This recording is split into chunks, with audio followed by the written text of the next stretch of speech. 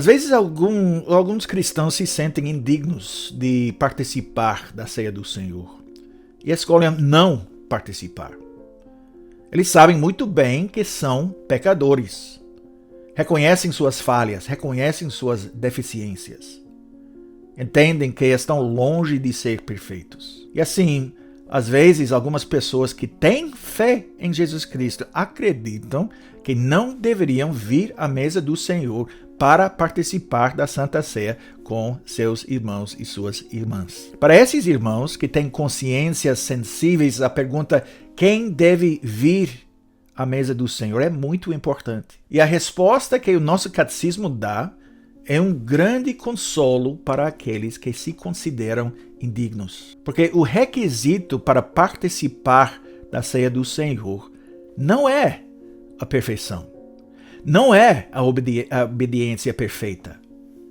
Na verdade, é em grande parte um reconhecimento de que estamos longe de ser perfeitos e que precisamos desesperadamente da graça e do perdão de Deus, necessários para participar na ceia do Senhor. Todo aquele que participa da ceia do Senhor precisa, antes de tudo, compreender que não é digno por si mesmo de participar. Ele deve estar descontente consigo mesmo por causa dos seus pecados. E essa compreensão realista de quem ele é deve levá-lo a Cristo. Nós precisamos entender que a nossa salvação está em Cristo e não em nós mesmos. É Ele que é a base da nossa dignidade para participar e certamente não nós. Conhecer a sua pecaminosidade e conhecer a sua necessidade de Cristo levará o verdadeiro crente ao arrependimento. O verdadeiro crente vai desejar fortalecer a sua fé. E sabe muito bem que Deus promete fortalecer a sua fé por meio da sua participação na ceia do Senhor. E também o crente vai desejar crescer na obediência da fé. Sabendo que, como Tiago disse em Tiago capítulo 2, versículo 17, assim também a fé, se não tiver obras, por si só, está morta. Esta fé em Cristo e esse desejo de crescer na imitação de Cristo fornecem uma prova viva de que o Espírito Santo está ativo na vida da pessoa. E como membro do corpo de Cristo, a igreja local, tendo recebido o sinal e o selo do batismo, tendo professado fé em Cristo, ele é bem-vindo à mesa do Senhor. Na verdade, é um requisito positivo que ele participe junto com a família da fé nessa refeição pactual. Pergunta 81. Quem deve vir à mesa do Senhor? Resposta.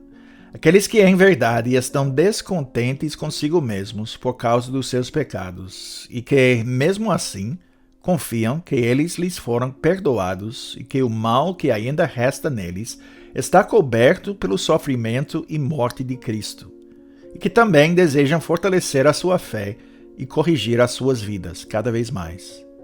Mas os hipócritas e os que não se arrependem comem e bebem juízo para si mesmos. Pergunta 82. Esses que por sua confissão e vida demonstram que são incrédulos e ímpios, devem ser admitidos à ceia do Senhor? Resposta. Não, porque a aliança de Deus seria profanada e a sua ira se acenderia contra toda a congregação.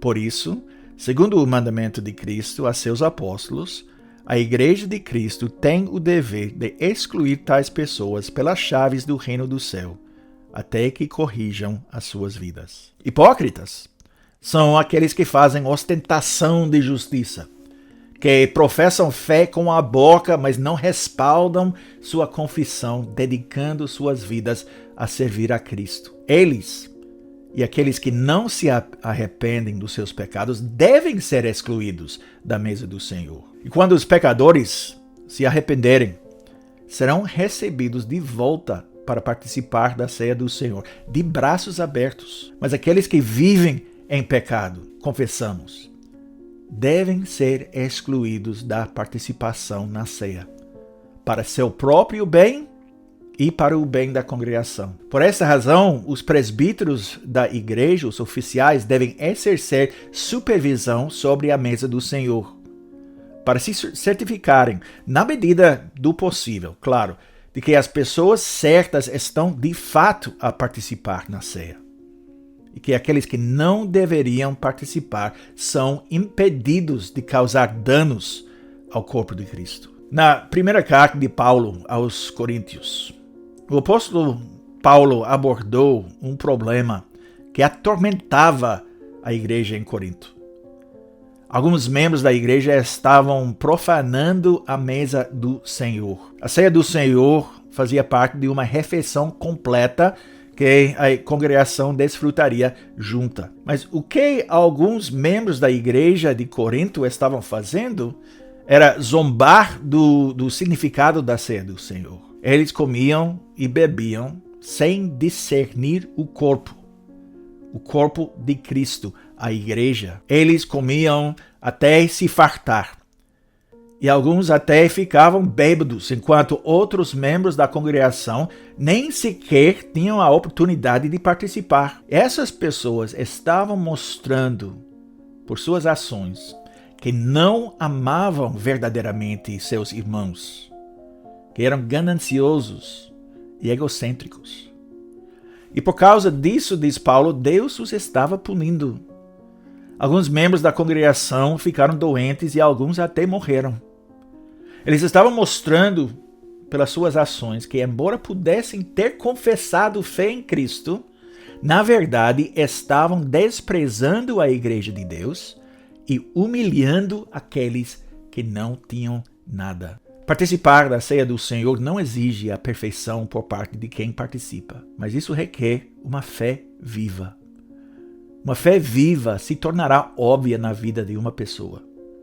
Essa fé vai se manifestar na tristeza pessoal pelo pecado, no esforço pela santidade e na dedicação do cristão a viver em comunhão pacífica e alegre com seus irmãos. A participação na ceia do Senhor baseia-se na união do participante com Cristo. Ele é digno, e só ele é verdadeiramente digno.